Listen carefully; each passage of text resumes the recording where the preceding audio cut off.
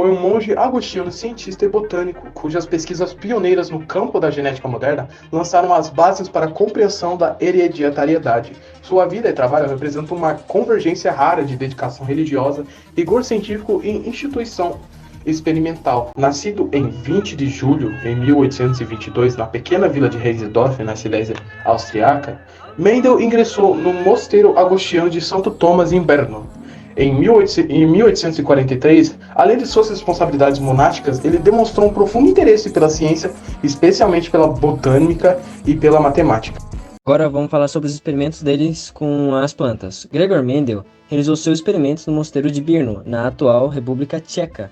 Ele escolheu ervilhas Pisum sativum por várias razões. Primeiro, ciclo de vida curto, permitia observar várias gerações em um curto período, características distintas e facilmente observáveis, como a cor, a forma das sementes, a cor das vagens, a cor das flores, a altura das plantas.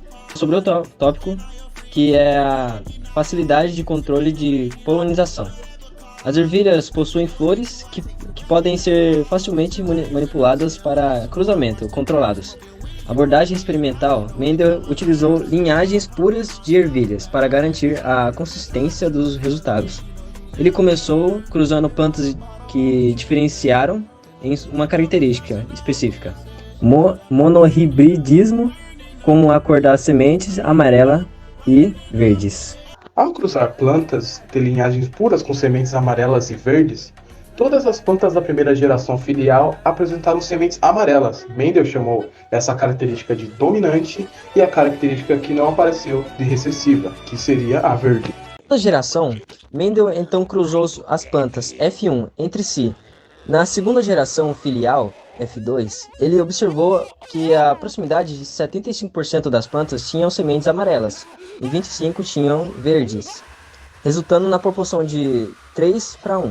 Isso surgiu que a característica verde, embora não aparecesse na F1, não havia desaparecido, mas estava marcada. Mendel criou duas leis que são fundamentais para a hereditariedade. Primeira lei, cada organismo possui 2 alelos para cada gene, um de cada progenitor. Esses alelos segregam durante a formação dos gametas, de que forma que cada gameta carrega apenas um alelo de cada par. Isso explica a reemergência da cada característica excessiva na geração F2. Bem, os 2 alelos que o João tinha citado seriam o genotipo, que é a constituição genética de um organismo, como por exemplo o homozigoto dominante, o heterozigoto e o homozigoto recessivo, e o fenotipo, que seria a aparência física do resultante da expressão dos genes, como por exemplo a cor da semente e tal. Continuando esse assunto com a segunda lei de Mendel, que seria a lei da segregação independente, os alelos de diferentes genes se agregam-se independentemente durante a formação dos gametas. Isso significa que a herança de um traço não afeta a herança do outro. Mendel verificou isso através de experimentos de híbridos, onde cruzou plantas que diferiam em 2 características. Exemplo de cruzamento de híbrido: ao cruzar plantas com sementes amarelas e lisas, essas que são dominantes, e plantas com sementes verdes e rugosas, que essas são as recessivas, Mendel observou a segregação independente das características, resultando em uma proporção fenotípica de 9:3:3:1 na geração F2. Agora, a complexidade e o impacto. Alelos múltiplos e interações genéticas. Embora Mendel tenha estudado características simples determinadas por um único gene com 2 alelos, muitos traços são influenciados por múltiplos genes, poligênia, e podem ter mais de 2 alelos. Além disso, a expressão genética pode ser modulada por interações epísticas, onde um gene influencia ou mascara a expressão do outro gene. Na ligação gênica, genes são localizados próximos em um mesmo cromossomo, tendem a ser dados juntos, que seria a ligação gênica.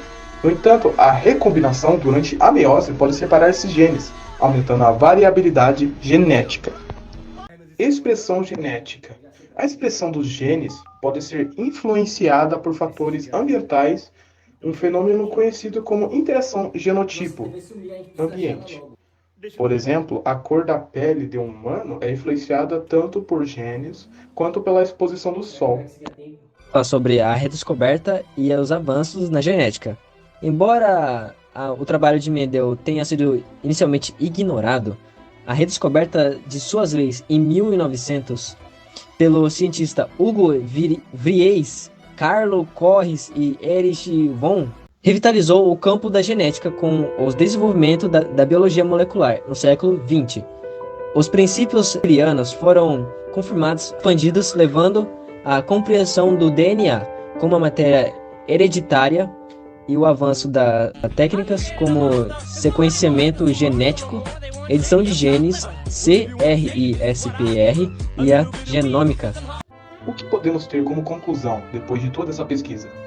Que basicamente Mendel estabeleceu a base para a genética moderna, e suas leis continuam a ser fundamentais para o estudo da hereditariedade, evolução e biotecnologia. Bem, galera, muito obrigado por escutarem até aqui. Adeus! Je ne sais pas.